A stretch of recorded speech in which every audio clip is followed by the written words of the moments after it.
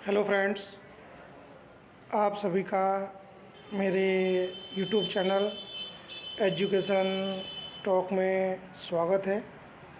आज हम गुजरात माध्यमिक शिक्षा बोर्ड कक्षा 12 हिंदी मीडियम विषय अर्थशास्त्र, जिसके अंदर आज हम चैप्टर नंबर 7 जनसंख्या पढ़ने वाले हैं, जिसके अंदर आज हमारा जो टॉपिक है वे टॉपिक जनसंख्या नियंत्रण के उपाय है।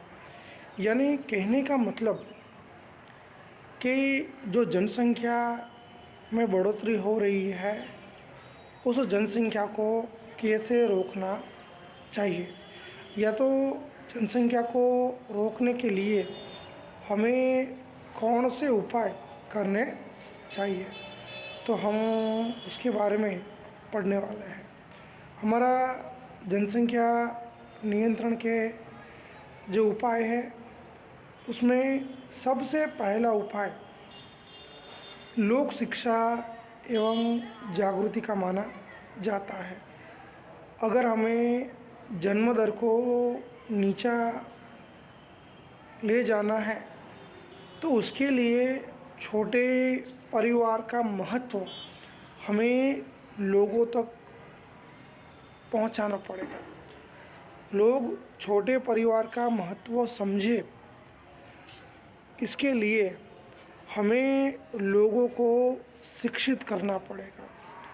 लोगों में अगर शिक्षा का प्रमाण बढ़ेगा तभी लोग छोटे परिवार का महत्व समझेंगे।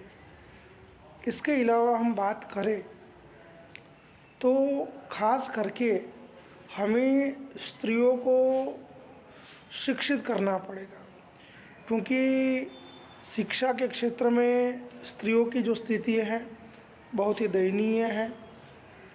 तो इसके लिए हमें स्त्रियों को शिक्षा के क्षेत्र में जागरूक करने की ज़रूरत है।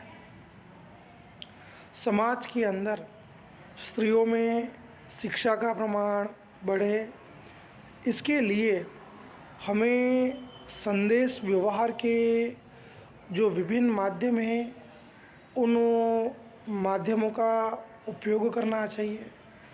उन माध्यमों का उपयोग करके जनसंख्या शिक्षा से संबंधित हमें विशेष कार्यक्रमों का प्रचार और प्रसार करना चाहिए। इसके अलावा स्कूल और कॉलेज में जो भी एक्सपर्ट है, जो भी प्रोफेशनल है, जो विशेषज्ञ है, ऐसे व्यक्तियों को व्याख्यान के लिए बुलाना चाहिए। उनके पास जो नॉलेज है उस नॉलेज का लाभ सभी लोगों को मिले, ऐसा हमें प्लानिंग करना चाहिए। समाज के अंदर जागृति लाने के लिए नाटक, मूक अभिनय, गीत इत्यादि का हमें उपयोग कर सकते हैं। लोगों में हम एक अवेयरनेस ला सकते हैं, लोगों में हम जागृति ला सकते हैं। सरकार के द्वारा 2000 की जो जनसंख्या नीति बनाई गई है, उस जनसंख्या नीति में महिलाओं की शिक्षा पे भार दिया गया है। यानी ये 2000 की जनसंख्या नीति ये महिलाओं को शिक्षित करना चाहिए, इस बात पर ज़्यादा भार देती है। क्योंकि अगर महिलाएं शिक्षित होगी तभी वे छोटे परिवार का महत्व समझ पाएंगी और तभी हम जन्म दर को नीचा ले जा सकते हैं। एक बहुत बड़े जनसंख्या विद के अनुसार शिक्षा जनसंख्या का सर्वश्रेष्ठ साधन है। अगर आप जनसंख्या को नियंत्रित करना चाहते हो तो उसके लिए आपको समाज में रहने वाले लोगों को एजुकेशन देना पड़ेगा, शिक्षा का प्रचार और प्रसार करना पड़ेगा, तभी लोग छोटे परिवार का महत्व समझेंगे। इसीलिए शिक्षा एवं जागृति बहुत ही आवश्यक है।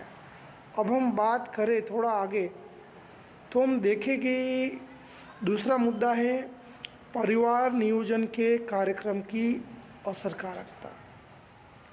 हमें परिवार नियोजन के जो कार्यक्रम हैं उन कार्यक्रमों को ज़्यादा असरकारक बनाना है। परिवार नियोजन के कार्यक्रमों को ज़्यादा हमें प्रभावशाली बनाना है। परिवार नियोजन के कार्यक्रम को ज़्यादा प्रभावशाली बनाने के लिए हमें लोक शिक्षा के साथ साथ परिवार नियोजन के जो साधन हैं वे साधन सरल बनाने पड़ेंगे, सस्ते बनाने पड़ेंगे और सुलभ बनाने पड़ेंगे। देश में रहने वाले एक सामान्य व्यक्ति से लेकर अमीर व्यक्ति को भी इस परिवार नियोजन के जो साधन हैं उनका लाभ मिलना चाहिए। और ये तभी पॉसिबल है कि परिवार नियोजन के साधन सरल बनाया जाए ताकि सामान्य व्यक्ति भी उसका उपयोग कर सके, सामान्य व्यक्ति को भी, अशिक्षित व्यक्ति को भी उसकी जानकारी हो। सस्ते बनाने पड़ेंगे और सुलभ बनाने पड़ेंगे, तभी लोग उसका उपयोग कर पाएंगे। सरकार के द्वारा 2000 में जो जनसंख्या नीति बनाई गई है उस जनसंख्या नीति के अंदर परिवार नियोजन के कार्यक्रम में एक बहुत बड़ा परिवर्तन किया गया है। और उस परिवर्तन किया गया उसकी अगर हम बात करें तो सरकार के द्वारा अनैच्छिक गर्भधारण को रोकने के लिए अन्य सुरक्षित पद्धतियों पे भार दिया गया है। तो सरकार ने 2000 की जनसंख्या नीति में परिवार नियोजन के कार्यक्रम में जो परिवर्तन किया है, यह परिवर्तन यह है कि उन्होंने अनैच्छिक गर्भधारण को रोकने के लिए दूसरी जो अन्य सुरक्षित पद्धतियाँ हैं उन पद्धतियों पर उन्होंने पूरा भार देने का काम किया है। तो इन शॉर्ट फ्रेंड्स, हमें परिवार नियोजन के कार्यक्रम को असरकारक बनाना पड़ेगा। फैमिली प्लानिंग को ज़्यादा अगर हम इफ़ेक्टिव बनाएंगे तभी हम देश की जनसंख्या को हम कंट्रोल में कर सकते हैं। देश की जनसंख्या को नियंत्रण में लाने के लिए परिवार नियोजन के साधन हमें सरल बनाने पड़ेंगे, सस्ते बनाने पड़ेंगे, सुलभ बनाने पड़ेंगे। इसके अलावा सरकार के द्वारा जो चेंजेस किए गए हैं मैंने उसकी भी आपको बात की। अब तीसरा मुद्दा है महिलाओं की विवाह की उम्र और स्तर में सुधार। जनसंख्या को नियंत्रित करने के लिए महिलाओं की विवाह की जो उम्र है उस उम्र में सुधार करना बहुत ही ज़रूरी है। विवाह के लिए न्यूनतम उम्र में कानूनी प्रावधान के द्वारा हम बढ़ोतरी कर सकते हैं और जन्म दर को हम कम कर सकते हैं। सरकार ने 2000 की जनसंख्या नीति में महिलाओं के लिए विवाह की जो उम्र है वो विवाह की उम्र 18 वर्ष के बजाय संभव हो तो 20 वर्ष हो, ऐसे प्रयत्न किए हैं। क्योंकि अगर हम शादी की जो उम्र है लड़कियों की अगर उनमें बढ़ोतरी करते हैं तो उसकी वजह से उनका गर्भधारण करने का जो समय है उस समय में हम कुछ कटौती कर सकते हैं। क्योंकि कम उम्र में लड़कियों की जो शादी हो जाती है उसकी वजह से उनका मातृत्व का जो समय होता है वो समय बढ़ जाता है।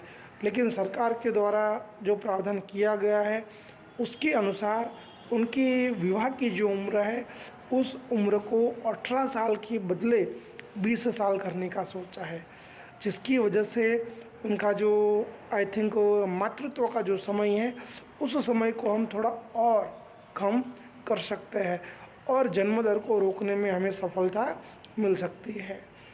ये तो बात हमने की महिलाओं की विवाह की उम्र में सुधार करने की। इसके अलावा समाज में महिलाओं के स्तर में भी सुधार करना बहुत ही ज़रूरी है। अगर समाज में महिलाओं के स्तर में, महिलाओं के दर्जे में अगर सुधार होगा, उनके स्टेटस में सुधार होगा, तो भी हम जन्म दर में कमी कर सकते हैं। आज समाज के अंदर स्त्री और पुरुषों में हमें एक असमानता देखने को मिलती है। आज जितनी वैल्यूएशन पुरुष की जाती है, उतनी वैल्यूएशन स्त्रियों की जाती नहीं है। स्त्रियों को पुरुषों की तुलना में शिक्षा और रोजगार में आई थिंक समान अवसर नहीं दिए जाते। तो हमें ये करने की ज़रूरत है, स्त्रियों को पुरुषों की तुलना में शिक्षा और रोजगार के समान अवसर देने चाहिए। अगर उनको शिक्षा और रोजगार के समान अवसर मिलेंगे तो वे अपने पैरों पे खड़ी हो सकती है, अपना जीवन निर्वाह खुद कर सकती है। और ऐसी जो स्त्रियां होगी, ऐसी स्त्रियां अपने परिवार का कद सीमित रख सकती है। तो सरकार को ये भी करने की ज़रूरत है, स्त्रियों के स्तर में सुधार करना ज़रूरी है। स्त्रियों को शिक्षा और रोजगार के पर्याप्त मात्रा में मौके मिले, ये भी बहुत ही ज़रूरी है। तभी उनके सामाजिक स्तर में सुधार हो सकता है। अगर सामाजिक स्तर में सुधार होगा तो कहीं ना कहीं उसका प्रभाव जनसंख्या नियंत्रण पर भी पड़ सकता है। हम जन्म दर को कम कर सकते हैं, जन्म दर को हम थोड़े मर्यादा पर रोक लगा सकते हैं। इसके बाद तीसरा जो मुद्दा है, प्रोत्साहन और अप्रोत्साहन। प्रोत्साहन और अप्रोत्साहन के द्वारा भी हम आई थिंक जनसंख्या को रोकने में सफल हो सकते हैं। सरकार की ओर से दिए जाने वाले प्रोत्साहन और अप्रोत्साहन परिवार नियोजन की प्रक्रिया में बहुत ही महत्वपूर्ण भूमिका अदा करते हैं। जैसे हम बात करें सबसे पहले प्रोत्साहन की, जैसे कि नसबंदी करवाने वाले जो परिवार हैं, तो नसबंदी करवाने वाले परिवारों को सरकार की ओर से आर्थिक मुआवजा प्रदान किया जाता है। तो दोस्तों, ये एक प्रकार का प्रोत्साहन माना जाएगा, क्योंकि सरकार के द्वारा जो फैमिलीज़ नसबंदी यानी जनसंख्या को नियंत्रित करने के लिए नसबंदी करवाते हैं, ऐसे फैमिलीज़ को सरकार के द्वारा प्रोत्साहित करने के लिए आर्थिक मुआवजा प्रदान किया जाता है। तो कहीं ना कहीं ये सफल भी है। दूसरा हम बात करें तो बढ़ती हुई जनसंख्या को रोकने के लिए हम अप्रोत्साहन का भी सहारा ले सकते हैं। बढ़ती हुई जनसंख्या को रोकने के लिए चीन ने अप्रोत्साहन का उदाहरण पूरे विश्व के सामने प्रस्तुत किया है। चीन ने बढ़ती हुई जनसंख्या को रोकने के लिए अप्रोत्साहन का कदम अपने देश में उठाया है, जिसके अंतर्गत चीन में 2 बालक से अधिक बालक रखने वाले परिवार को दिए जाने वाले जो महत्वपूर्ण सरकारी लाभ होते हैं, वे सरकारी लाभ उनसे वापस लिए जाते हैं। इसके अलावा चीन के अंदर थोड़े समय के लिए उसमें सरकार ने छूट भी दी थी। भारत में भी अगर बात करें तो भारत देश के अंदर भी जो स्थानिक स्वराज के जो चुनाव होते हैं, उन चुनावों के अंदर 2 से अधिक संतान रखने वाले परिवार को चुनाव लड़ने से रोका जा सकता है। तो ये मैंने आपको अप्रोत्साहन की बात की। चीन ने अप्रोत्साहन का कदम उठाया है और अपने देश में जो बढ़ती हुई जनसंख्या है, उस बढ़ती हुई जनसंख्या को रोकने का उसने प्रयत्न किया है। उसी प्रकार से भारत देश के अंदर स्थानिक स्वराज के जो चुनाव होते हैं, उन स्थानिक स्वराज के चुनाव के अंदर भी 2 या 2 से अधिक संतान रखने वाले जो फैमिलीज होते हैं, उनको चुनाव लड़ने से रोका जाता है। तो प्रोत्साहन के द्वारा और अप्रोत्साहन के द्वारा भी हम जनसंख्या को रोकने में सफल हो सकते हैं। इसके बाद हमारा जो आखिरी मुद्दा है वह चिकित्सा की सुविधाओं का व्याप और असरकारकता में बढ़ोतरी। तो यहाँ पे हम बात करने वाले मेडिकल फैसिलिटीज़ की। अगर मेडिकल फैसिलिटीज़ को बढ़ाया जाए और उसको प्रभावशाली बनाया जाए तो भी हम जनसंख्या को रोकने में सफल हो सकते हैं। भारत में मृत्यु दर नीचा होने के बावजूद भी विकसित देशों की तुलना में बहुत ही ऊंचा देखने को मिलता है। आज मेडिकल साइंस उतना आगे बढ़ चुका है कि मेडिकल साइंस की वजह से प्रजनन और बाल आरोग्य से संबंधित जो भी सेवाएं हैं, जो भी सुविधाएं हैं, उसमें बढ़ोतरी की गई है। जो टीकाकरण की जो प्रक्रिया है, उस प्रक्रिया को सरकार के द्वारा सार्वत्रिक बनाया गया है, उसे असरकारक बनाया गया है। इसके अलावा जो कहते हैं ना, जिसे एड्स नाम की बीमारी, तो एड्स नाम की जो गंभीर बीमारी है, उस गंभीर बीमारी के बारे में लोगों में जागृति लाई जा रही है। इसके अलावा जो अन्य संक्रामक बीमारियां हैं और जो भी जातीय रोग है, उन रोगों में कमी करने के लिए सरकार के द्वारा भी प्रयत्न किए जा रहे हैं। तो इस प्रकार जिस प्रकार से आज मेडिकल साइंस आगे बढ़ रहा है, उसकी वजह से आज हर एक बीमारी का हमारे पास इलाज है, जिसकी वजह से आज हम मृत्यु दर को और बाल मृत्यु दर को हम नीचा ले जा सकते हैं। जो भी गंभीर बीमारियां हैं, उन गंभीर बीमारियों को हम दूर कर सकते हैं। जो भी संक्रामक बीमारियां हैं या तो जो भी दूसरे जातीय रोग हैं, उनके प्रमाण में भी हम कमी कर सकते हैं।